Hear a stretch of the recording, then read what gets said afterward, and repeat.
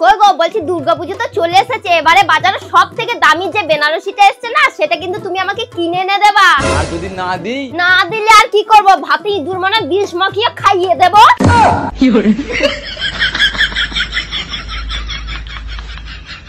আরে কোথায় যাচ্ছ তুমি? এই তো একটু বাজার যাচ্ছি, এক্ষুনি চলে আসবো। হ্যাঁ, টাইম মতো বাড়িতে ঢোকো, নাহলে রাতের ভান্না তোমার কপালে জুটবে না।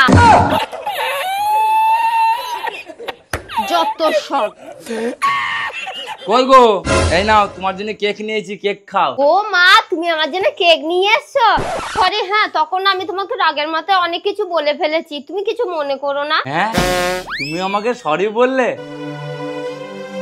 আচ্ছা ঠিক আছে, আমি অন্য কেক নিয়ে আসি একটা। হ্যাঁ। আরে না না, এই কেকটা খুব সুন্দর, আর অন্য আনতে হবে না, এটাই থাক। আরে না না, তুমি বুঝছো না, আমি গিয়ে অন্য একটা কেক নিয়ে আসি, এর থেকেও ভালো নিয়ে আসবো। আরে না বলছি না, এই কেকটা খুব সুন্দর, এটাই থাক, তোমাকে আর আনতে হবে না। আরে তুমি কি পাগল হয়ে গেছো? দাও তো কেকটা, আমি অন্য কেক এনে দিচ্ছি, এর থেকেও ভালো এনে দেবো, তুমি বেশি বকো না। আরে না বলছি, আমার এই কেকটা খুব পছন্দ হয়েছে, এটাই থাক, তোমাকে আর আনতে হবে না। আরে দাও তো, এই কেকটায় বিষ আছে, আমি অন্য কেক এনে দিচ্ছি।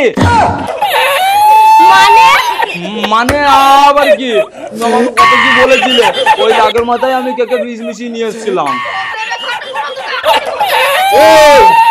বাবা